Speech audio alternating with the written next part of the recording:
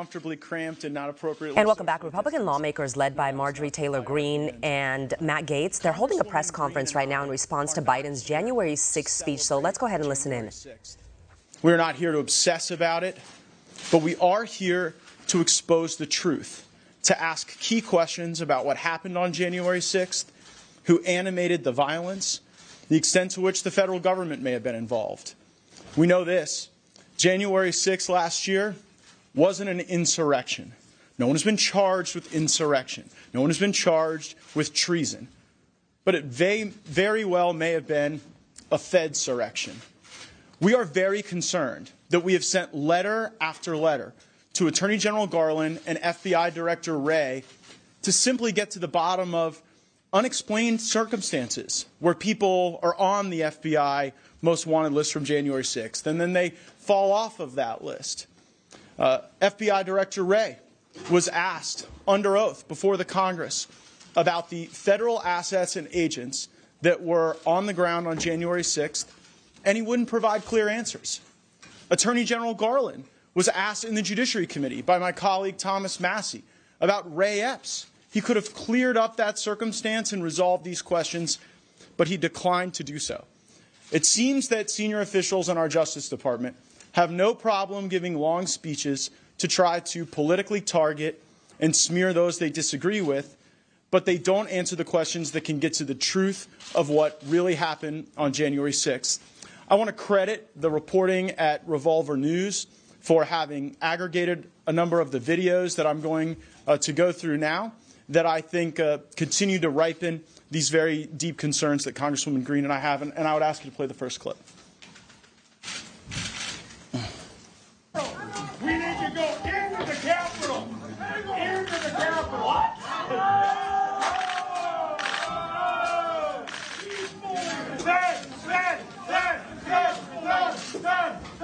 Tomorrow? I don't even like to say it because I'll be arrested. Well, let's not say. We need to go. I'll say it. All right. We need to go into the Capitol. That person? We need to go into the Capitol. I didn't see that coming. Okay. Monument Hill.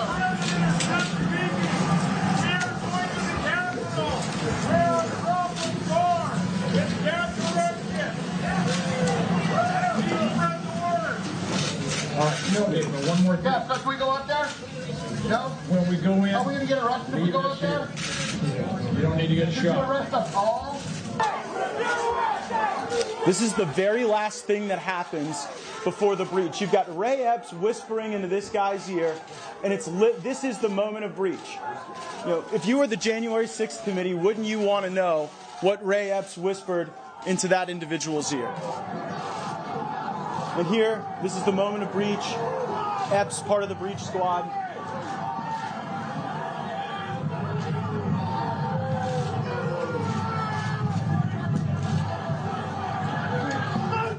So, I mean, this is just the information that has been pieced together by citizens, by small media outlets. Imagine if we actually had the powers of the January 6th committee, the powers of the federal government to understand why Ray Epps, the evening of the 5th, is out telling people dispassionately, professionally, with laser focus that the objective is to enter the United States Capitol building. And then on the 6th, it's not the Proud Boys who engage in the initial breach. It's Ray Epps at that precise moment. Now, Ray Epps was originally on the FBI's list of most wanted individuals after the initial events on January 6th. But then the day after, Revolver News publishes an explosive report about Stuart Rhodes, who's involved with the Oath Keepers, then all of a sudden Ray Epps' name falls off the list. We've sent letters asking questions about that unexplainable circumstance, and the FBI and the Justice Department have given us no illuminating information. But it wasn't just Ray Epps who appears to be on video animating violence this day in the absence of consequence. Please play the next clip.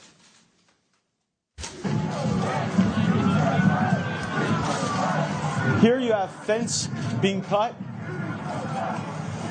removed by this individual right here with the backpack.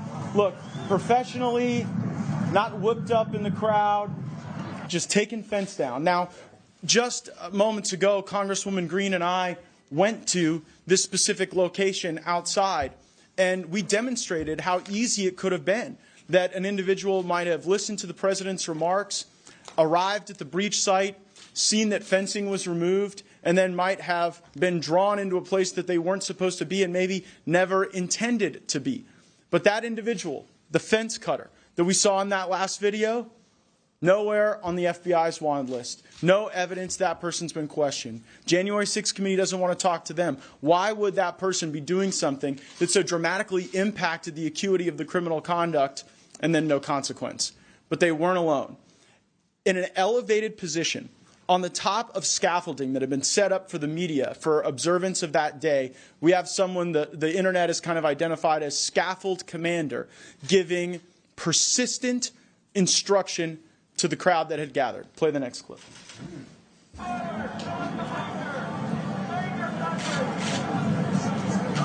just stand there. Move forward.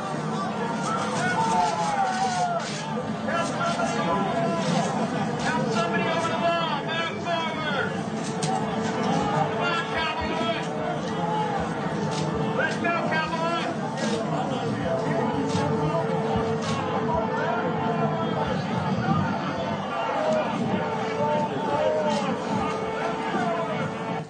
And the next clip, I believe, is also.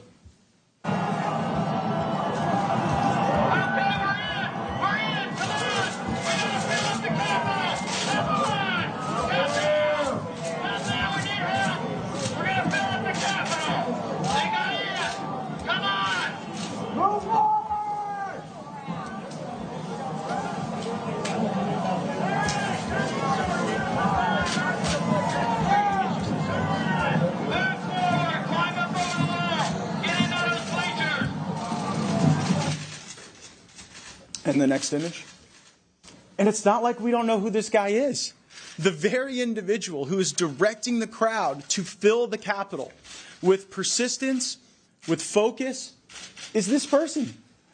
I saw recently that the federal government is engaged in all type of contracting services with facial recognition companies, and you're telling me they can't find this guy in what Attorney General Garland and Director Wray say is the most expansive, the most comprehensive investigation in America's history? Look, there may be a perfectly good explanation for why these individuals, appearing to act in concert of purpose, have had very bizarre lacking in their interaction with the federal government, but we deserve those answers. And tens of millions of Americans should not be targeted and smeared and lied about until we get them.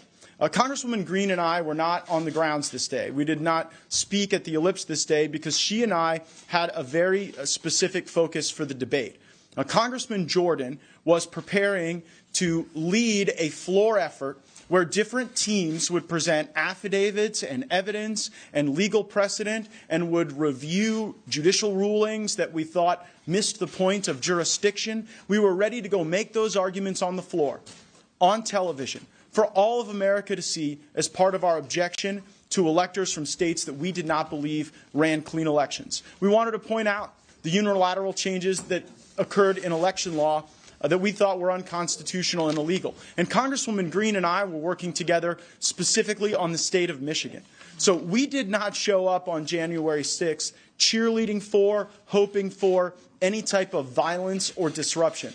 To the contrary, we wanted to follow the constitutional process to be able to make our arguments, and unfortunately, that was the true disruption of what occurred on January 6th. I mean, Joe Biden's certification still occurred on January 6th, but we were deprived of the opportunity to make our argument to the country about election integrity. And that is the very same constitutional process that was contemplated when Jim McGovern, the Democrat chairman of the Rules Committee, literally got up and objected in 2017 to the state of Alabama, a state that Donald Trump won by over 40 points. So when they do it, they're making a principled point, and when we do it, they try to smear us and tens of millions of Americans as insurrectionists. And that's why Marjorie and I are here today, because we did not want the Republican voice to go unheard, and we did not want today's historical narrative to be hijacked and captured by those who are the true insurrectionists. Congresswoman Greene?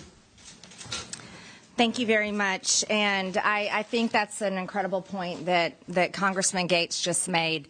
it's very important for the Republican voice to be heard today, because it's the Republican voice and the Republican voter and the Trump supporter that has been smeared constantly over this past year. I want you all to know that on January 6th, I was very upset with what happened that day, and it was because it completely interrupted the work that we had worked very hard on all throughout Christmas, preparing for January 6th to object on behalf of Americans that felt their votes had been stolen. And I think it's important to recognize that our own Federal Election Commission has an error rate by law that is 0.0008%. And it's important to point out that elections are very serious, and they're taken that way by all Americans. Don't forget that Bernie Sanders felt that his election was stolen by Hillary Clinton. Don't forget that Hillary Clinton forgot that her election was stolen. And I'll tell you, being from Georgia, Stacey Abrams still thinks she won in 2018, and she's running again. But here's some things that we do need to discuss. You know, I'm one of those people, and I'm not shy to tell you, I don't trust our government. And that's another reason why I ran for Congress, is because I felt like it's our government that is screwing everything up for the American people. But after what we've seen on January 6th and the videos that Congressman Gaetz just walked through, I can tell you right now, I don't trust our government even more. When I went through the D.C. jail, I'll tell you who I did not see. I did not see Ray Epps. I didn't see him in there wasting away for months on end, being denied his due process rights, being denied the ability to see his family, to get medical treatment, to get a haircut and shave. I didn't see him in there. You know who else I didn't see? I didn't see a man named John Sullivan, a man that has participated in Antifa, BLM riots and the whole entire movement, but then all of a sudden decided to be a Trump supporter on January 6th. The same guy that was in the Capitol and filmed Ashley Babbitt's murder and then sold his videos to media outlets. He's not in the D.C. jail under Deputy Warden Kathleen Landerkin. So I think we have a lot of questions to ask, and the people that should be answering the questions is our FBI and our Department of Justice. I want to point some things out to you all. With the U.S. Capitol riot, there is over 725 arrests that I know of, and only one case has been dropped. For BLM Antifa riots, there were over 16,240 arrests, and over 90% of those cases have been dropped. What's the difference there, everyone? I'll tell you. For the BLM Antifa riots and violence, the victims were the American people and communities and cities all across our country. But on January 6th, you know who the victim was? It was the Capitol and the members of Congress inside. My question is this. Why is this Congress obsessed with itself and cares nothing about the American people? This is a two-tiered justice system that should never exist in our country, and I'm fed up with it, and so are Americans all over the country. Now, let's talk a little bit more about the FBI. They have quite a history of doing things. Remember, in Governor Whitmer's kidnapping plot, I can tell you that we know there were 12 FBI informants involved in that group, and we don't know how many federal agents were involved. Don't forget about the Bundy Ranch affair, where there were 15 FBI informants involved, and we don't know how many actual agents. But we can go back further. Another example would be in 1968 at the Democratic National Convention, where there were 10,000 protesters, and 1 out of 6 were federal undercover agents. You do the math, and that's approximately 1,600 federal agents at this protest in 1968 at the Democratic National Convention. Here at the Capitol security breach, we don't know how many federal informants, FBI agents of people in other agencies. We don't know those numbers because we have a January 6th committee that is unwilling and refusing to ask those serious questions. Now, what is our FBI doing? And why is the Department of Justice going along with it? And I think the question that really should be asked is an informant also involved in making the plans for these types of things and violence and a security breach at the Capitol? Are they just an informant sitting quietly in meetings and listening to plans? Or are they actually taking part in planning these things? I think we can see, and it's very obvious with the videos that we have just seen today, that Ray Epps definitely organized and told people to go in and incited people to do the breach of the Capitol, but yet he has not been charged. So there's a lot to be answered for. Now, we have Christopher Wray of the FBI and Merrick Garland of the Department of Justice, who we see are currently going after everyone involved, and they seem to think that this is the biggest investigation that they've ever needed to undertake in United States history.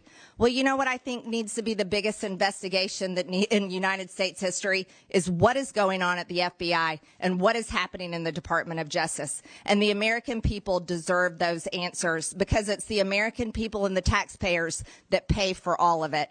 Now, I don't want to have anything to do with a government that is going to be so obsessed with overturning regime change in our own country when it should be serving the American people, protecting their constitutional rights and individual freedoms. Now, that's not something that should divide people by political parties. I think that's something that should bring people together.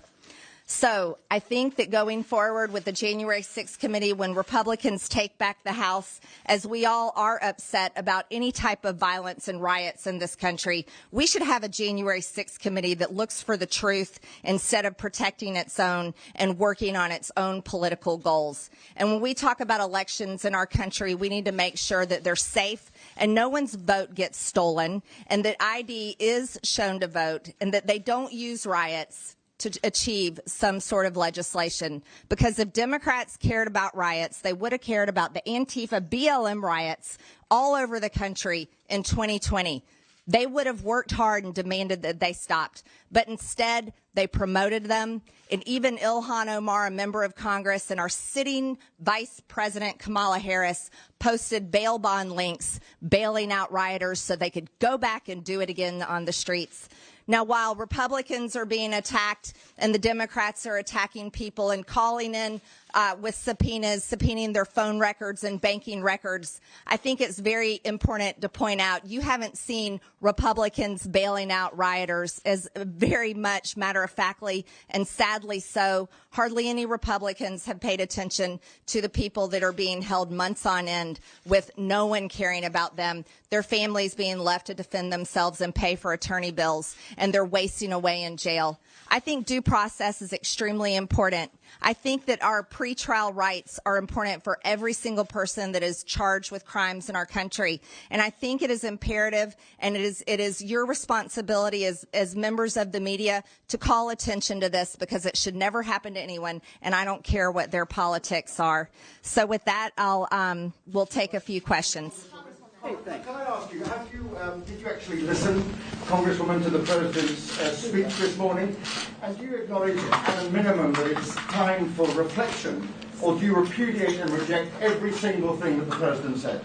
I think clearly we are reflecting. This is exactly what we're doing today. We are clearly reflecting. As a matter of fact, this is all we reflect on. And again, I'll go back to why don't we reflect on the riots that the American people endured? Yes, ma'am. I'm sorry. In front of you was first. Go ahead. So tonight there's a vigil at the D.C. jail on behalf of the rioters who are jailed. Do either of you plan to go? And if not, why not? Our plan is to be here with you. Our plan earlier today was to travel out to the original breach site and the places where some of these videos were captured, but we do not have plans this evening for that. Yes, ma'am. You said that the victims here at the January 6th attack was lawmakers, and that's why there's so much focus on this attack. But what about the 140 police officers that were injured? Can you tell me a little bit about your reactions when you saw the footage of the police officers being assaulted, and if you have any words for them today, a year after? Yeah, I'll say the same thing I've said all year long. I'll say the same thing I said starting that day. It was appalling. And I want to know why the National Guard was not outside the Capitol. I am furious at that. And I want you to know that members of Congress and definitely the Speaker of the House, she knew that there was going to be violence that day. President Trump requested the National Guard. So did others. They knew things were going to happen, but for some reason they thought that optics would look bad if they had the National Guard there. Yes, as a freshman member of Congress, only a few days on the job, yeah, I'm angry the National Guard wasn't out there and they left the Capitol Police as sitting ducks to have to deal with all of this. And completely wrong. I would add to that, what if those Capitol Police officers are victims? of people like Ray Epps? Absolutely. What if they're victims of an orchestrated effort by the FBI or other federal law enforcement to increase the criminal acuity of that day? So I would suggest that every officer that was harmed that day would likely be served well by answering these questions that Attorney General Garland and Director Wray refused to answer. What if they were victims of Trump supporters? Senator Ted Cruz said yesterday that January 6th was a terrorist attack. Do you agree with him? Absolutely not. I think Senator Cruz is smart enough to know, since he's an attorney, that no one's been charged with terrorism, just like no one has been charged with insurrection. I think that was very irresponsible of him to call them terrorists, and I completely disagree. And the establishment will never love you, Ted. You know, you can bend over at bended knee for them, but they're just not going to love you. I think that was maybe an effort by the good senator, who we agree with on many things, to recast himself in the eyes of some of the folks in your profession. But we didn't find it particularly factual or sincere. John? Yes. What I heard Senator Cruz say was that he said the Democratic Party wants all Republicans to be seen as terrorists. That's what I heard when I spoke to him. But I wanted to ask you about the Attorney General. He had a press conference in which said the Justice Department remains committed to holding all January 6 perpetrators at any level accountable under law, whether they were present that day or otherwise criminally responsible for the assault on our democracy. We will follow the facts wherever they lead. What do you make of that press conference?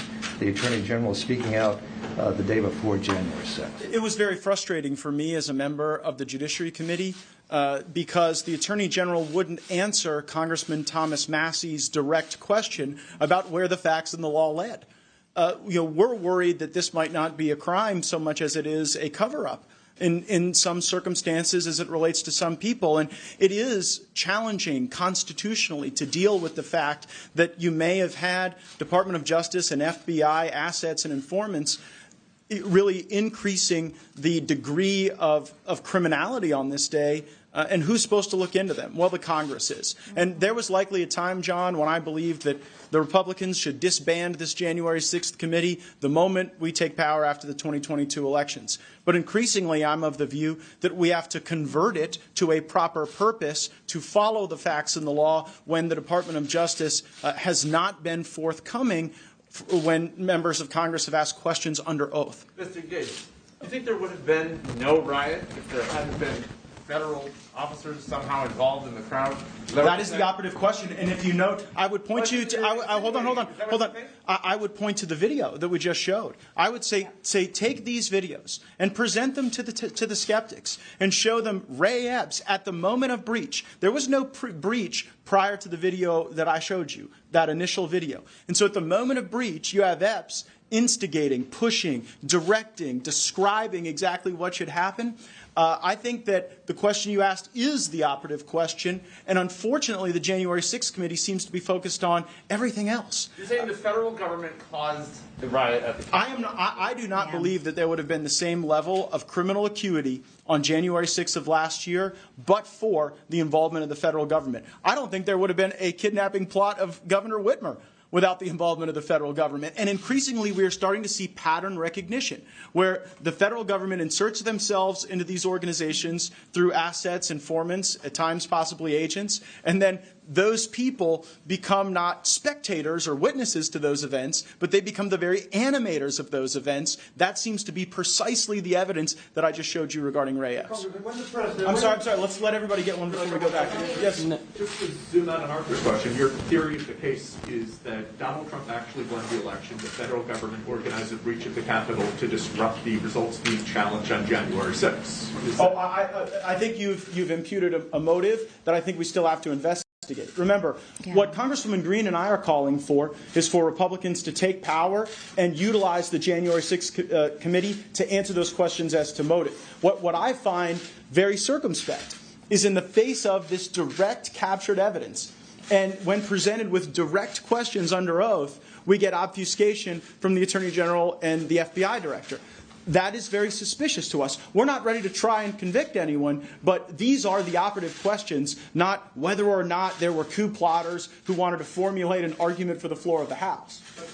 But you're a lawyer. That's your working theory of the case, that, as you said, you had these planned to offer up objections, and they all got disrupted because the federal government sent in. There could be an alternate motive. The motive of the federal government may not have been to disrupt that debate, but to ensnare, target, and trash a political movement. We saw during the Civil Rights era, the Department of Justice, the FBI, insert themselves into the people around civil rights leaders that they were concerned about, that they thought were agitators, that they thought were communists. And then we saw those actions of some of those federal assets increase suspicion and basis for investigation. During the Russia hoax, we saw, the FBI not as a victim of lying Russians, but actually seeding those lies to justify their own action. And you see that through the spoken indictments of Durham. So this wasn't a one-off on January 6th. As Congresswoman Greene laid out, and as I've just laid out, we believe there's a pattern and practice where assets, agents, and informants of the federal government are central to the criminal activity, and but for their involvement, that activity would have been at a minimum at a lower acuity. Yes. Sir. What do you make of the fact that so few fellow Republicans are in D.C. today? I can't answer for them. And I think it's important to let them answer that question themselves. Unfortunately, Republicans don't seem to want to go into the truth like Congressman Gaetz and I are.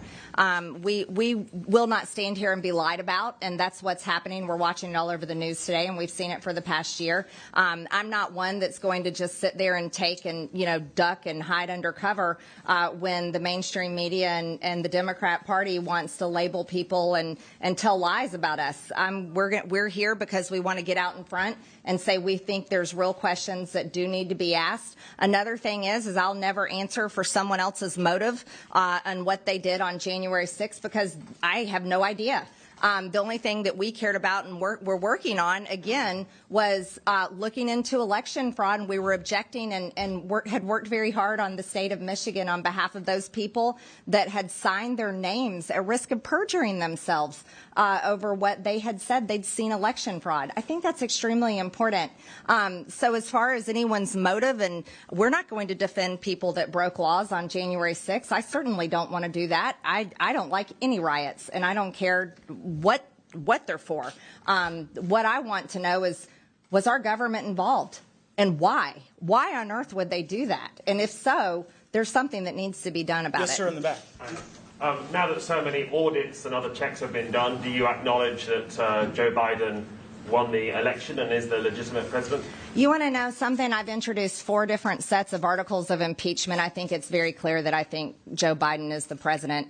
I mean, if I'm trying to impeach him, I think it's clear that I think he's the president. Yes, he was on January 6th. His electoral college votes were confirmed, and he was sworn in later on in January. I think that's a silly question to ask. Yeah. What do you think of President Biden's new direct tone today in his speech, putting blame directly on Mr. Trump for January 6th? He didn't even say his name. When I blame people, I typically use their name, so I'd probably reject the premise of the question. But following on from that metaphor that he used, that Donald Trump and his supporters by implication were holding a dagger to the throat of American democracy, what was your reaction to that? Ludicrous. We are here to vindicate our democracy, to ensure that people in the national security apparatus don't delegitimize, target, abuse, and torture an entire political movement of tens of millions of Americans. I also don't think it was a particularly new tone. It sort of seemed like the normal speech in decline for a man in decline. Yes, ma'am. Following up on Ted Cruz's comments, I've seen some pushback to not even calling January 6th a terrorist attack, but just an attack by itself. From much of what I consider the base of the right. Are you worried that there are people who don't understand the severity of what happened as far as the violence on that day? We're worried there are a lot of folks who don't understand the severity of what happened, particularly if it was so severe that it was being animated and encouraged by assets of the federal government. That would be a far greater scandal than anything that the Democrats have talked about or even that other Republicans have talked about. Congresswoman Greene and I have acknowledged from the very beginning of this day to our time out at the breach site that we oppose violence, that this was a violent day, that it was not a good day, it is not a day we are celebrating, and we condemn political violence in all of its forms, full stop. So what is your message to the people that say, well, January 6th, people just walked into the Capitol and took a look around? I say we need to release the over 14,000 hours of videotape that the American taxpayers pay for. You know who pays for this building? The American taxpayers. They pay for those video surveillance cameras, and they own the footage. If there's nothing to hide, release it. We have constantly called for it to be released. We should release all of that video, and then America can judge for themselves. But another thing is, I think we need to remember the violent riots and the over 16,000 charges for the Antifa and BLM riots. Again, why don't riots against American citizens matter, but yet the riot on January 6th is the only thing that just reigns the discussion? Here's something for you all. What if the FBI was involved? What if Ray Epps and what he was doing, and this man that was on the scaffolding, and John Sullivan and other bad actors like them, what if that caused a member of the press to get killed? What would you all be saying about that? So what kind of responsibility would you be placing on the FBI or any kind of other federal agency if a member of the press had been killed that day because of violence that they had caused to action? I mean, I think this is a serious question. You all work here every single day, just like we do. You walk these halls. This is the place where you gather information and do your job. So your safety was also at risk that day too. And if our federal government was involved in doing so, I think that's something that you should be very upset about. Congressman, can I ask, do you believe that the man who just got 5 years for throwing a fire extinguisher at a police officer was an undercover federal agent? I'm sorry. We're not familiar with that particular case. Well, it's one of the cases that's just been settled. 5 years for throwing a fire extinguisher. For throwing a fire extinguisher? Yeah, we're not here to litigate any particular case. Yes. We're no one's lawyer. We're no one's advocate. We're here to speak to the conditions that existed on that day, to the civil rights of people who have been deprived access to medical care, religious services. But we're not going to get into the facts of any one particular defendant. We have brought video evidence to display to you in the world, and we think that those are the specific cases that would probably warrant the most thorough review. Yes. Well, right. Yes, that's what I'm showing you. But you're here talking about a case that I'm that we weren't unfamiliar involved with in it. adjudicating. Yes. If Republicans take back the House, what kind of investigations might you launch involving this or any other sort of related issues? Well, we're going to encourage Republican leadership to utilize the January 6th committee correctly to answer the questions regarding potential federal involvement. That goes to the top of the list. I am also heartened that Congressman Jim Jordan has publicly committed to starting an oversight and investigation subcommittee of the House Judiciary Committee, and I believe that that could foster some very productive work regarding what's happening at the FBI and DOJ and perhaps other federal entities that were involved on that day. Yes, sir. You briefly mentioned Stuart Rhodes, the leader of the Oath Keepers. What is your current opinion of the Oath Keepers and their role in the breach? I think it's something that warrants a good deal of review, but it's very suspicious to us that Stuart Rhodes is sort of like the Forrest Gump of a lot of these operations. He appears in strange circumstances, is involved in organizing activity, and then seems to always escape any specific charge or accountability. And it beckons the question whether or not Stuart Rhodes is in fact a federal asset or informant. And we would like a direct answer to that question. I mean, Ray Epps and Stuart Rhodes were part of the same organization. The Epps video is very compelling, and we think the Rhodes case is also warranting a further inquiry. Yes, sir, Brian? As we sit here right now, what is the next step for the January 6th detainees? What does the future look like for those guys? Well, I encourage everyone to go to greene.house.gov. Greene has an E on the end. That is where you can read the D.C. jail report that we worked very hard to get the information out on what's happening and how these people's due process rights are being violated. But it's also about the entire D.C. jail. The D.C. jail has quite a history of being just a terrible place, treating prisoners badly. Well before January 6th, pretrial detainees or defendants are being held there. Going forward, no one is defending these people. They are languishing in jail. They're awaiting their trials. Many of their trials are much later on. So unfortunately, it's a very sad case until more attention is being drawn to it and until more people care to step in and help. And I really honestly hope they do. What do you say to those who say that these or just further conspiracy theories about the FBI being involved that you've been spreading about the election in order to fundraise money? Because you both have. Well, I mean, I'm familiar with being, Russian collusion? Yeah, I'm familiar with being called a conspiracy theorist because when I got here in 2017 and in 2018, when I was making the claim, oftentimes alone, that it wasn't Trump colluding with Russia, it was in fact the Clinton apparatus and the DNC that was colluding with Russians to tell lies about Trump. Oh, everybody said I was a big conspiracy theorist then, but now we're starting to see through the Durham indictments that that is precisely what happened. So kind of the arc of the DC narrative is first y'all call me a conspiracy theorist, and then months and years later, these things turn out to be true. Because I expected that criticism, we brought evidence. We brought video. And I would say, send it to the critics. Send it to all the folks who produce the mainstream media primetime shows. You know, they want to run a whole lot of video from January 6th, but I'm willing to bet you won't see these videos run on primetime, and they should be, because it shows the American people that there was a lot more going on, and that the game you're watching is not the game being played. We'll do one more question, and then he had his hand up. Okay, sure. I have a question about President Trump. So you all are making the case here that, in your words, this was a Fed insurrection, some sort of federally instigated event.